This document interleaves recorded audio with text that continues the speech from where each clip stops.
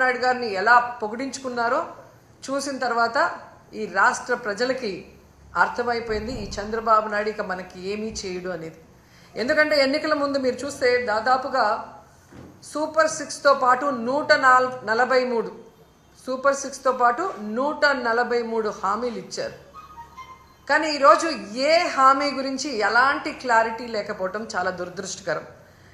ఎందుకంటే ఎప్పుడూ కూడా బడ్జెట్ ప్రసంగం అనగానే మెజారిటీ విద్యారంగం, వైద్య రంగం, వ్యవసాయ రంగం, ఇరిగేషన్ వీటి మీద ఎలాంటి కమిట్మెంట్తో, ఎలాంటి లక్ష్యాలతో, దేనికి ప్రాధాన్యత ఏ విధంగా ఇస్తున్నారో చెప్తారని ఎదురు చూస్తే విజన్ 2047 అని చెప్పి కాకమ్మ కబుర్లతో ఆ ప్రసంగాన్ని ముగించడం మనం చూసాం. నిజంగా చాలా బాధేస్తుంది గవర్నర్ గారితో కూడా అబద్ధాలు చెప్పించడం. ఎందుకంటే చంద్రబాబు నాయుడుకి ఇచ్చిందే 5 సంవత్సరాల కాలంలో. సో తాను ఎన్నికల్లో ఏదైతే ప్రామిస్ చేశారో ఈ 5 ఏళ్ల కాలంలో తాను ఎలా అవన్నీ ఫుల్ఫిల్ చేస్తానని చెప్పమంటే 2047లో ఏదో చేయబోతానని చెప్పటం, ఇప్పుడు నేను ఏమీ చేయనన్నది ఇండైరెక్ట్గా స్పష్టంగా చెప్పడం అనేది రాష్ట్ర ప్రజలందరూ కూడా గమనించారు. ఎంత దురదృష్టకరం అంటే గవర్నర్ గారు చదివేటప్పుడు అస్సలు లిక్కర్ రేట్లు పెంచము అన్నట్టుగా చెప్పించారు. మీకు చూస్తే తెలుసు ప్రతి బాటిల్ మీద ఈరోజు రేట్లు ఎలా పెంచారో పేపర్లలో వాళ్ళ స్టేట్మెంట్లే మీరు గమనించవచ్చు. అంతేకాకుండా ఏపీ మొత్తం తెలుగుదేశం పార్టీ, జనసేన వాళ్ళు సిండికేట్లుగా తయారయ్యి ప్రతి బాటిల్ మీద 10 నుంచి 20 వరకు ఎలా పెంచుకొని అమ్ముతున్నారో ఏ ఊరికెళ్ళి ఏ తాగుబోతున్న అడిగినా కూడా అర్థమవుతుంది. ఈ విధంగా లిక్కర్లో ప్రజల్ని దోచుకొని జలగల్లా రక్తాన్ని పీల్చేస్తుంటే అసలు రేట్లు పెంచము అని చెప్పడం ఒకసారి మనం అర్థం చేసుకోవాలి. అబద్ధాలలో పరాకాష్ట. అలాగే విద్యుత్ ఛార్జీలు ఎన్నికల్లో స్పష్టంగా చెప్పారు, మేము అధికారంలోకి వస్తే 5 సంవత్సరాలు విద్యుత్ ఛార్జీలు పెంచము అని ఘంటాపథంగా చెప్పిన వాళ్ళు అధికారంలోకి రాగానే 15,000 కోట్లు విద్యుత్ ఛార్జీలు పెంచడమే కాకుండా ఇంకా భారాన్ని పెంచే దిశగా ప్రణాళికలు తయారు చేస్తూ గవర్నర్ గారి చేత విద్యుత్ ఛార్జీలు పెంచలేదు అన్నట్టుగా మాట్లాడించడము చాలా సిగ్గుచేటు చంద్రబాబు నాయుడు గారని ఈ సందర్భంగా తెలియజేసుకుంటున్నాను. అండ్ ఈరోజు మీరు ముఖ్యంగా చూస్తే చాలామంది మహిళలు చంద్రబాబు నాయుడు వస్తే ఇంట్లో ఎంతమంది ఉంటే అంతమంది మహిళలకి 1500 ఇస్తారు అన్నారు. ఆ 1500 ఇస్తారేమో అని ఆతృతగా ఎదురు చూస్తే దాని ప్రస్తావనే లేదు. అలాగే మీరు చూస్తే రైతు భరోసా గురించి ప్రస్తావనే లేదు, ఫ్రీ బస్సు గురించి ప్రస్తావన లేదు. అమ్మఒడి జగనన్న ఇస్తూ ఉన్నారు, మేము తల్లికి వందనం ఇస్తాము అని చెప్పి గొప్పగా ప్రచారం చేసుకున్నారే కానీ ఈ రోజుటి వరకు 9 నెలలు అవుతుంది, ఒక్క పైసా ఇవ్వలేదు తల్లికి వందనం. కనీసం జగనన్న ఇస్తున్న ఆ అమ్మఒడిని కూడా కంటిన్యూ చేయకుండా ఈరోజు ఎగ్జామ్స్ కూడా వచ్చేసాయి. అంటే ఏ విధంగా పిల్లల్ని మోసం చేశాడో అనేది మనం కళ్ళారా చూడాలి. అంతేకాకుండా మీరు చూస్తే రైతన్నలకి అన్నదాత సుఖీభవ 20,000 ఇస్తాము అన్నారు. వాళ్ళకి అలాగే చంద్రబాబు నాయుడు కరువు కవల పిల్లలు అంటారు. ఆయన రాగానే ఎలా కరువు వచ్చి అందరూ అల్లాడిపోతున్నారో మనం చూస్తున్నాం. గిట్టుబాటు ధర లేదు, అలాగే పెట్టుబడి సహాయం లేకపోతే ఆ రైతులు ఏమవ్వాలి? కనీసం గవర్నర్ గారి ప్రసంగంలో రైతు భరోసా ఇస్తాము అన్న భరోసా కూడా ఇవ్వకుండా చేశారు అంటే రైతన్నలు ఏ విధంగా మోసం చేస్తున్నారో మనం కళ్ళారా చూస్తున్నాం. ముఖ్యంగా విద్యార్థులు, ఈరోజు విద్యార్థులు అమ్మఒడి లేకుండా ఇబ్బంది పడుతుంటే చదువుకున్న పిల్లలకి ఉద్యోగాలు ఇస్తాం లేదా నిరుద్యోగ భృతి 3,000 ఇస్తామని చెప్పి మోసం చేసి అధికారంలోకి వచ్చాక ఈరోజు మీరు చూస్తే ఏ విధంగా వాళ్ళందరికీ కాంట్రాక్ట్ ఉద్యోగాలు కానీ అలాగే అవుట్సోర్సింగ్ ఉద్యోగాల్ని ఎలా తీసేస్తున్నారో, ఉన్న వాళ్ళని వాలంటీర్స్ని ఎలా తీసేశారో మనం చూస్తున్నాం. ఉద్యోగం ఇస్తా లేదా నిరుద్యోగ భృతి ఇస్తామన్న పెద్ద మనుషులు ఉద్యోగాలు ఇవ్వలేదు, నిరుద్యోగ భృతి ఇవ్వలేదు. 9 నెలలు అవుతున్నా. కానీ ఆల్రెడీ ఉన్న అవుట్సోర్సింగ్ ఎంప్లాయీస్ని, అలాగే కాంట్రాక్ట్ ఎంప్లాయీస్ని, వాలంటీర్స్ని, లక్షలాది మందిని తీసేసి వాళ్ళ కడుపు ఎలా కొట్టారో ఈరోజు అందరూ కూడా గమనించాలని కూడా ఈ సందర్భంగా తెలియజేసుకుంటున్నాను. ముఖ్యంగా ఉద్యోగస్తులు చంద్రబాబు నాయుడు వస్తే ఏదో చేసేస్తాడు అని దేవుడు లాంటి జగనన్నని ఈరోజు ఓడించడానికి కంకణం కట్టుకున్నారే. మరి 9 నెలలు అవుతుంది. ఈరోజు మీకు డిఏ లేదు, ఐఆర్ లేదు, కనీసం పిఆర్సీ కూడా లేదు. చంద్రబాబు నాయుడు అబద్ధాలు చెబితే చాలా కమ్మగా ఉంటాయి, నమ్మి ఓటేశారు. పోనీ మొదటిసారి ముఖ్యమంత్రి కాదు కదా చంద్రబాబు నాయుడు. గతంలో 3 సార్లు ముఖ్యమంత్రిగా చేసినప్పుడే ఇచ్చిన వాగ్దానం ఏ రోజు నెరవేర్చడు, అన్ని వర్గాల వారిని ఎలా అవమానించి మోసం చేస్తాడో తెలిసి కూడా మళ్ళీ ఆయన్ని నమ్మి ఓటేసిన మిమ్మల్ని చూస్తే నాకు జాలేస్తుందని కూడా ఈ సందర్భంగా తెలియజేసుకుంటున్నాను. ఎందుకంటే ఏదైనా చేయగలిగితే అది జగనన్న చేస్తాడు, జగనన్న చేయలేకపోతే ఏ ముఖ్యమంత్రి చేయలేడు అని అనేక ప్రెస్ మీట్లో నేను చెప్పడం జరిగింది. ఎందుకంటే జగనన్న మనసున్న నాయకుడు. ప్రతి మనిషికి మంచి జరుగుతుంది అంటే ఎంత దూరమైనా చేయటానికి ముందుకు వెళ్ళే వ్యక్తి. మరి ఇన్ని వెల్ఫేర్స్, ఇన్ని డెవలప్మెంట్స్, ఇన్ని ఉద్యోగస్తులకి రెగ్యులరైజ్ చేసిన వాళ్ళు ఏదైనా 1-2 చేయలేకపోతే అది ఎందుకు చేయలేదని ఆలోచించి మళ్ళీ ముఖ్యమంత్రి అయిన తర్వాత అయినా మాకు చెయ్యండి అని చెప్పి రిక్వెస్ట్ చేస్తుంటే ఈరోజు ప్రజలు బాగుంటారు, మీరు బాగుంటారు, ఈ రాష్ట్రం కూడా అభివృద్ధి వైపుకు పరుగులు తీసుంటుంది. కానీ ఈరోజు ప్రజలు నాశనం అయిపోతున్నారు, రాష్ట్రం నష్టపోతుంది, ఉద్యోగస్తులు నష్టపోతున్నారు. ఈ విషయం ఇప్పటికైనా గమనించాలని ప్రతి ఒక్కరిని కూడా కోరుకుంటున్నాను. అండ్ ఈరోజు ప్రతి ఒక్కరూ మాట్లాడుతున్నారు తెలుగుదేశంలోనూ, ముఖ్యంగా పవన్ కళ్యాణ్ గారు, మేధావి గారు మాట్లాడుతుంటారు, సనాతన యోధుడు. జగనన్న ఈరోజు ప్రజా సమస్యల్ని మాట్లాడటం కోసమే అసెంబ్లీలో ప్రతిపక్ష హోదాను అడుగుతున్నారు. ఎందుకంటే ఒక ప్రతిపక్ష హోదా ఉన్నప్పుడు ఇంత సమయం అని ప్రతిపక్ష పార్టీకి కేటాయిస్తారు. కాబట్టి ఈ రాష్ట్రంలో ఉన్న ప్రజల కష్టాల్ని, వాళ్ళు ఏదైతే ఎదురు చూస్తున్నారో వాటిని ప్రభుత్వం దృష్టికి తీసుకురావటం కోసం ఈరోజు అన్న అడుగుతూ ఉంటే వంకర టింకర్గా మాట్లాడతాడు పవన్ కళ్యాణ్ గారు.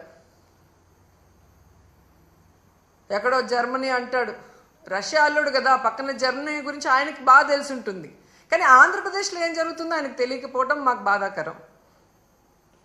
నేను హైయెస్ట్ సీట్స్ గెలుచుకున్నాను కాబట్టి అసలు ప్రతిపక్ష హోదా నాకుండాలి అన్నాడు. సంతోషం, నువ్వు ప్రతిపక్ష నాయకుడిగా ఉండి చంద్రబాబు నాయుడు చేసే తప్పుల్ని నిలదీస్తాను, ప్రజల పక్షాన ఉండి పోరాటం చేస్తాను అంటే వెంటనే మీ డిప్యూటీ సీఎం పోస్టుకి రాజీనామా చేసి ప్రతిపక్ష హోదా తీసుకొని ఎదురుగా కూర్చొని ఆయన చేసే తప్పుల్ని ఎత్తి చూపించండి.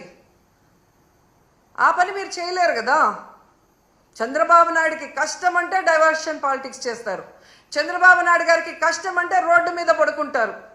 కానీ ఈ రాష్ట్రంలో ఆడపిల్లలు రేప్ అవుతున్నా, మర్డర్ అవుతున్నా, విద్యార్థులు రోడ్ల మీదకి వచ్చి చెప్పులతో కొట్టుకుంటున్నా, వాళ్ళకి జరిగిన అన్యాయానికి మీరు హాస్పిటల్ బెడ్ మీద పడుకొని ఏమీ విన్నట్టు ఉంటారు.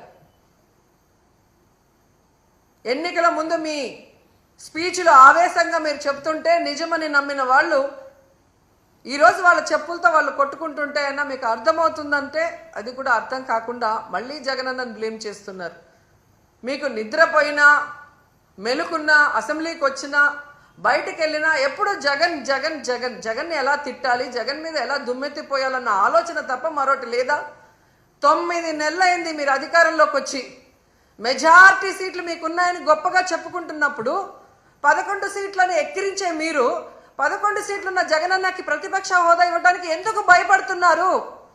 ఒకవేళ మీరు గవర్నర్ స్పీచ్లో చెప్పినట్టు గత ప్రభుత్వంలో జగన్ గారే తప్పులు చేయడం వల్ల నష్టపోయి ఉంటే ఆయన ప్రతిపక్ష హోదా ఇస్తే అసెంబ్లీకి వస్తారు కదా, అప్పుడు నిలదీయండి, ప్రూఫ్లు చూపించండి.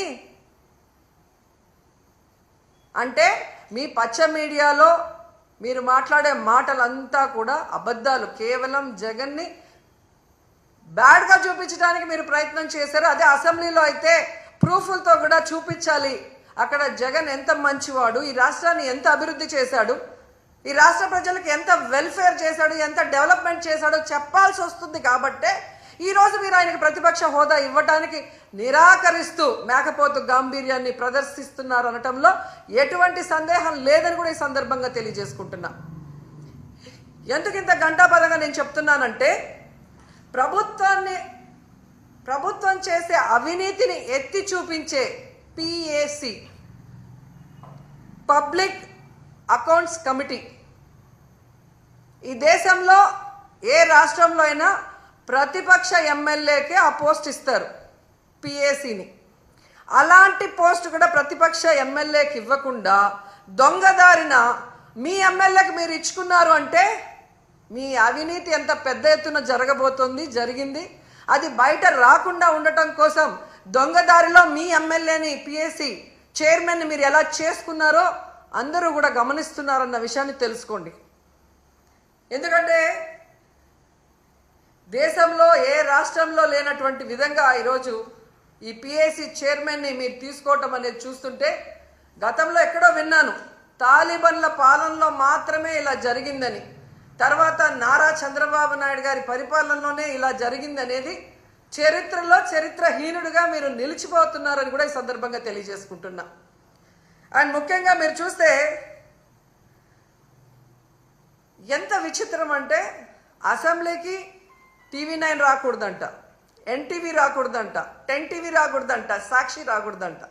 వీళ్ళకి భజన చేసే భజన పచ్చ ఛానళ్ళు మాత్రమే అసెంబ్లీకి రావాలి అనుకుంటున్నారు అంటే,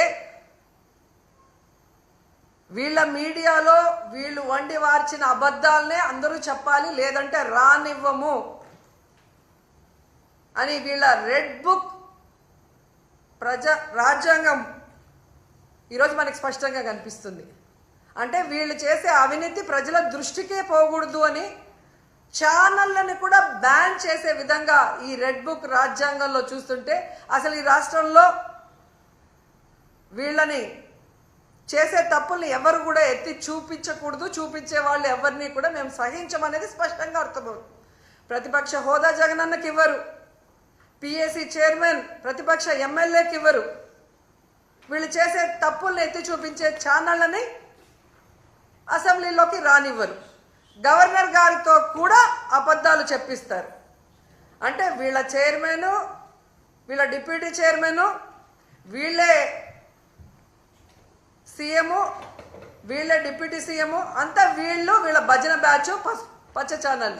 అంటే ఏ విధంగా ఈ రాష్ట్రంలో ప్రజల్ని ఎన్నికల ముందు మభ్యపెట్టారో అది కంటిన్యూ చేస్తూ ఆ ప్రజల్ని అలా మోసం చేసుకుంటూనే ముందుకు వెళ్ళడానికి వీళ్ళ ప్రణాళికలు ఇక్కడ స్పష్టంగా అర్థమవుతున్నాయి. నిన్న ఎంత బాధేసిందంటే, పాపం పిల్లలు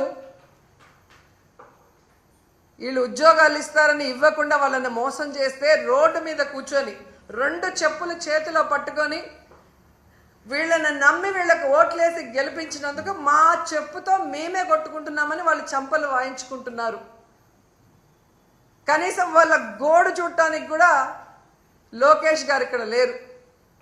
దుబాయ్లో పాకిస్తాన్ ఇండియా క్రికెట్ కూలింగ్ గ్లాసులు వేసుకొని కలర్ఫుల్గా చూస్తున్నాడు. అంటే వీళ్ళకి ప్రజలంటే గౌరవం లేదు, ప్రజలంటే అభిమానం లేదు. రైతులైనా, విద్యార్థులైనా, మహిళలైనా ఎవరినైనా అవలీలగా మోసం చేసేస్తాం, ఎవడు మమ్మల్ని అడగడు అన్న విధంగా ముందుకు వెళ్తున్నారు. వీళ్ళకి ఒక్కటే సూటిగా చెప్తున్నాను, నిజంగా మీకు దమ్ము ధైర్యం ఉంటే, మీరు ప్రజలకి మంచి చేస్తున్నాం, మా మీద ఊరికే దుమ్మెత్తి పోస్తున్నారు అని నిరూపించుకోవాలనుకుంటే జగనన్నకి ప్రతిపక్ష హోదా ఇచ్చి చూడండి. జగనన్న అసెంబ్లీకి వస్తారు. గత ప్రభుత్వంలో జగనన్న ఏం హామీలు ఇచ్చారు, ఏం నెరవేర్చారు, ఈ రాష్ట్రాన్ని ఎలా అభివృద్ధి వైపుకు నడిపించారు, ఈరోజు మీరు ఎన్నికల్లో ఏం హామీ ఇచ్చారు, ఈ 9 నెలల కాలంలో 1,00,000 కోట్లకు పైగా ఎలా అప్పులు చేసి రాష్ట్రాన్ని అప్పుల్లో ముంచేస్తూ ప్రజలకి ఒక్క హామీని కూడా నెరవేర్చకుండా ఇంకా అప్పులు కావాలని ఎలా ప్రయత్నాలు చేస్తున్నారు, ప్రజల్ని ఎట్లా మోసం చేస్తున్నారు అనేది ప్రజలకు తెలిసేలాగా మాట్లాడతారు. లేదు మేము జగన్ని రానివ్వము అంటే మేము ప్రజల మధ్యకు వెళ్ళి ప్రజలతో కలిసి పోరాటం చేసి మీ అవినీతిని మీ తప్పుల్ని ఎండగట్టి మీ మెడలు వంచి ప్రజలతోనే మిమ్మల్ని తరిమి కొట్టిస్తామని కూడా ఈ సందర్భంగా తెలియజేసుకుంటున్నాం.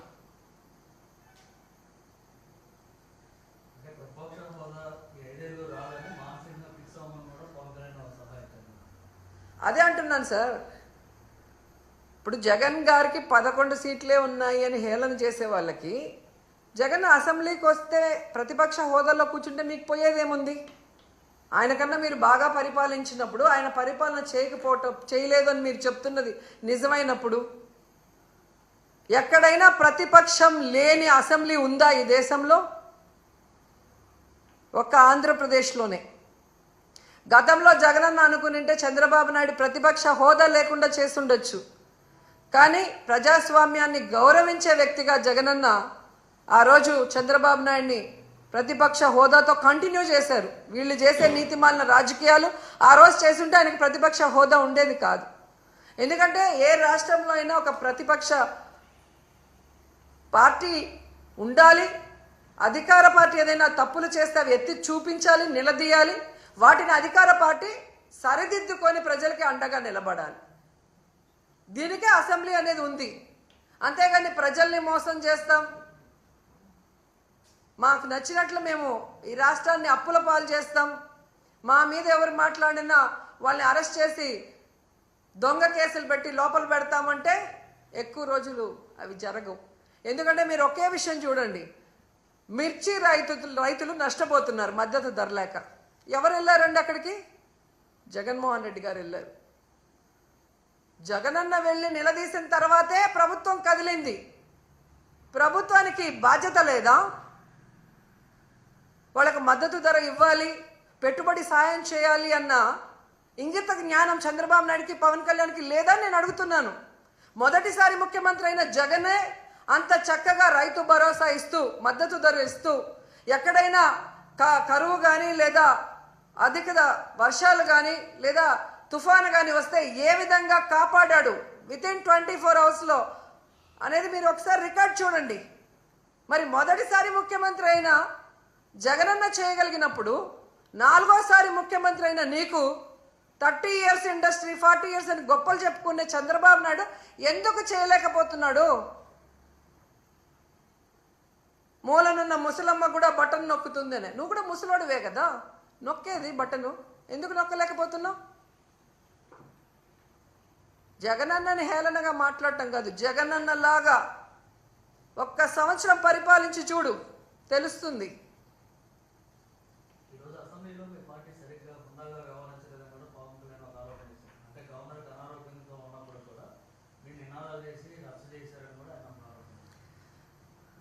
ఏమని చెప్పారు?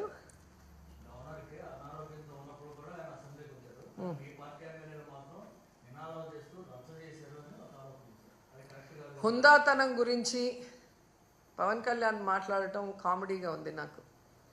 ఎందుకంటే ఒక సినిమా ఇండస్ట్రీలో పవర్ స్టార్గా ఉన్నప్పుడు అది వదులుకొని పాలిటిక్స్కి వస్తే సర్వీస్ చేస్తారని ప్రజలు నమ్ముతారు.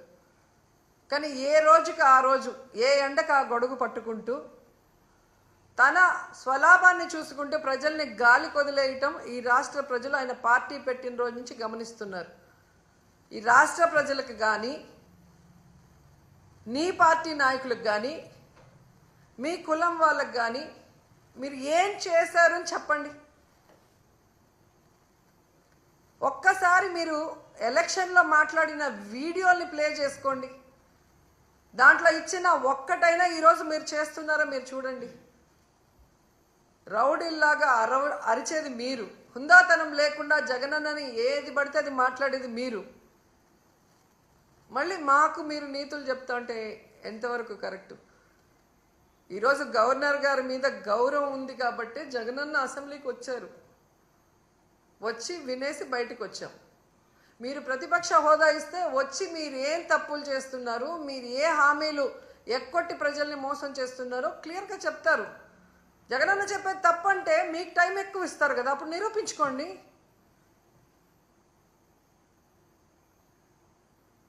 సో హుందాతనం మీకు లేదు.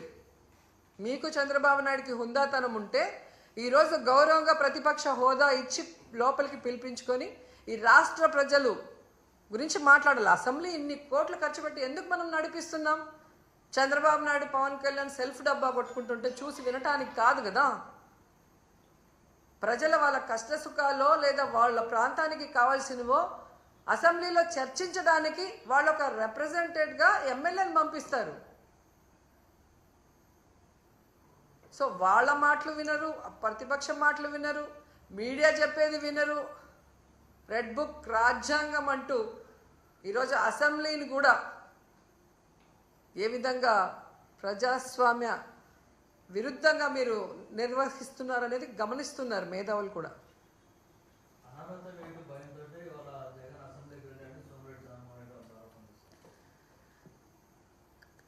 జగనన్న ఎప్పుడో చెప్పాడు, మీ వల్ల ఏమైతే అది చేసుకోండి అన్నాడు. ఇంకా అంతకన్నా ఏం చెప్పాలి? మీ వల్ల ఏమైతే అది చేసుకోండి అని చెప్పాడు కదా. జగనన్న భయపడతాడని మీరు అనుకుంటారా? ఈ రాష్ట్రంలో చిన్న పిల్లోడిని అడిగినా చెప్తారు జగనన్న ఎంత ధైర్యవంతుడో. సోనియా గాంధీని అడిగితే చెప్తుంది, చంద్రబాబు నాయుడిని అడిగితే చెప్తారు. పైకి మేకపోతు గాంభీర్యం కాదు, వాళ్ళ మనసులో వాళ్ళని అడిగితే వాళ్ళకే తెలుస్తుంది జగన్ ఎంత ధైర్యవంతుడు.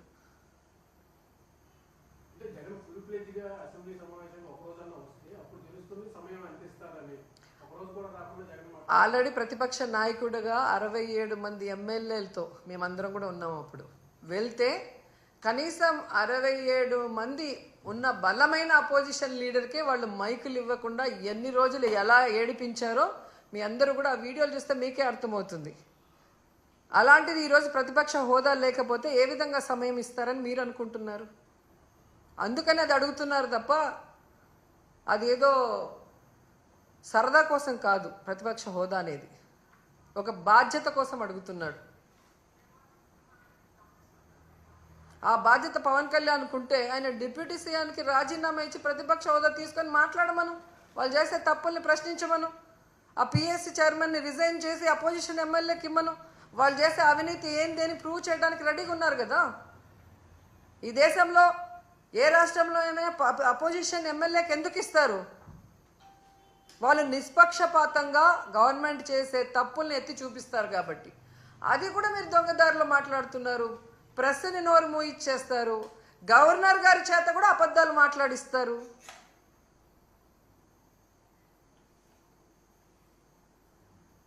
మరి ఈ రాష్ట్రంలో ఉన్న ప్రజల గురించి ఎవరు మాట్లాడాలి? వాళ్ళ సమస్యల గురించి ఎవరు ఎత్తి చూపించాలి?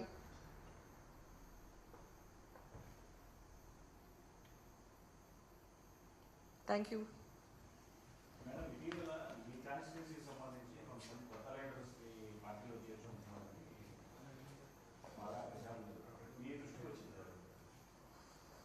ఇంతవరకు అయితే నాకేం తెలియదండి. టీవీలో ఏదో వేస్తూనే ఉంటారు.